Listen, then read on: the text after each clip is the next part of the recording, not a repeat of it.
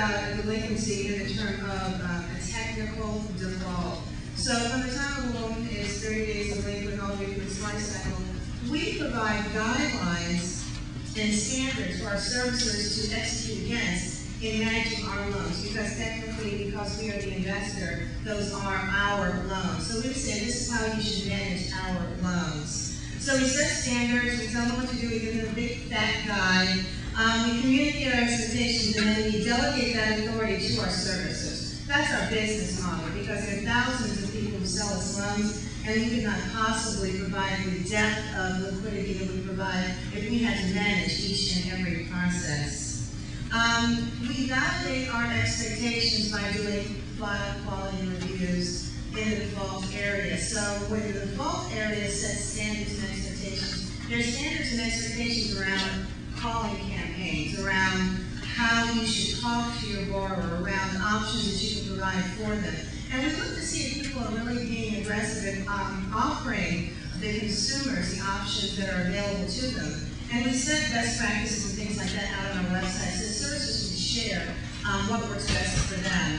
And then we drive our desired behaviors and outcomes through, reward structure. So lenders who actually do a really good job at loss mitigation were able to have good ratios of loans versus that they are able to modify or work out, versus loans that ultimately end up in the REO group actually get incentives. So when we talk about where we're putting our money in understanding that there is value in the loss mitigation process as far as credit losses to the institution and preserving home ownership in the communities. Our department, as Jay said, is composed of the three areas: non-performing loans, REO, and the fees and claims. The fees and claims area is where we pay our services to help preserve our properties, mow the lawns, trash out, abandoned properties, do inspections and things like that. And then we do recoveries in that group related to loans that actually go into foreclosure and REO. So what I want to talk to you today about is borrower behavior. We want to understand why approximately 40% of the loans that end up on the foreclosure steps have not had borrower contact. What's happening? So our good folks in our communications area said, we'll help you. We've got this great group called the Roper Public Affairs group that is willing to do a focus group and study for us. And we conducted this study, and the sample, didn't change things there? The sample included 2,031 adult homeowners, 18 years and older. And we broke them into two groups: good standing and those who are in default. And good standing defined as those who never been more than 1 month late, and those in default with the persons to be known to have been at least 1 month or more delinquent.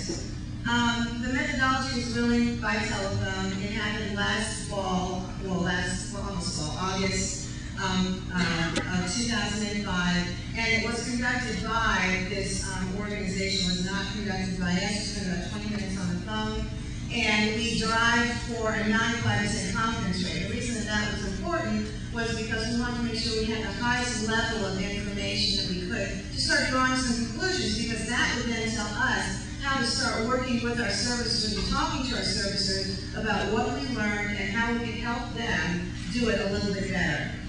So what are some of the highlights? Most of the borrowers are basically unaware. You're going to get a lot of information in this that Michael put up on his slides, and I think that the most telling thing about that is that borrower behavior is borrower behavior. So no matter who's doing the study, the more of us who do the same study and come to the same results gives us much more confidence that this is what the problem is, and then that means that we can work with you on how we can go about fixing it. So you might think, okay, you only surveyed 2,000 people, but then Michael did his survey, and other people are conducting the same types of surveys, and when you aggregate the whole body of work in borrower behavior, we start to really get some powerful facts that help us understand what we need to do to keep this homeownership event a more holistic process, as opposed to getting in the door and then they fall out the door, because, as Michael said, we fix the front end and we're only now starting to get to the backside of it through servicing. Most borrowers in default fail to contact their lenders because they're embarrassed. And you actually saw someone. And thank you for reading all the video clips, because mine is dry, yours is nice. And I'll just refer to his clips, but those are the same, those could have been our video clips, you know? People are embarrassed. They finally crossed this mountain and got a home, And like the young lady said, you know, I keep my stuff together. I pay my bills. I've got a good job. How in the heck can I be delinquent on my home? You know, it's an emotionally traumatic experience, and they don't want other people to know because they think it's, you know, people are going to think they don't have their act together.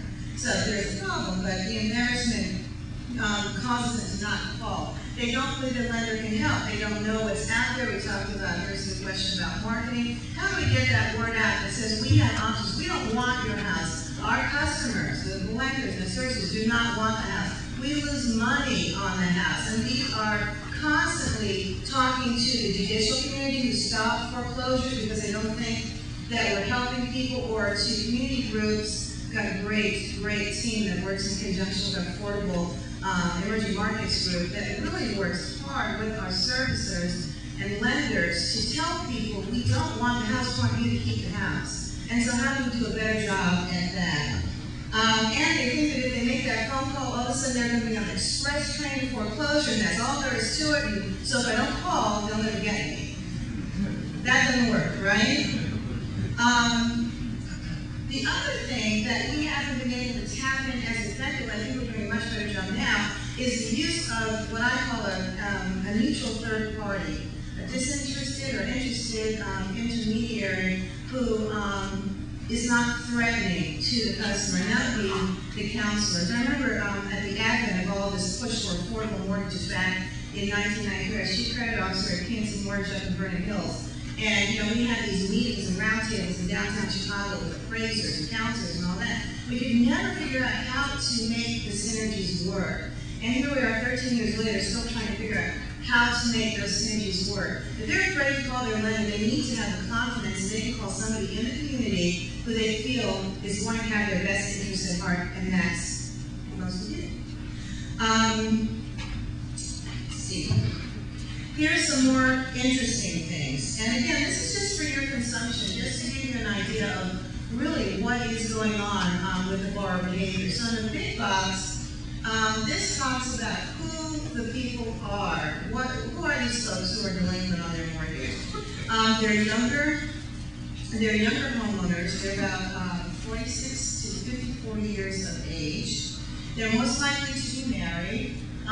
They are employed full-time or part-time.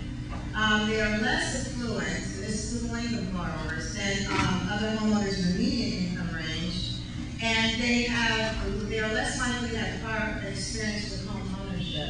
And I think that's a very big key. If you are not an experienced homeowner, what we find when our Lost Smith folks get to them is that it's about cash flow. How do you make choices and trade-offs? The margins are thin. And if it's the middle of winter in Chicago and your furnace broke, and you were just on a regular, you know, just barely needing it, you're going to fix that furnace and maybe not pay the mortgage because your family needs to be warm.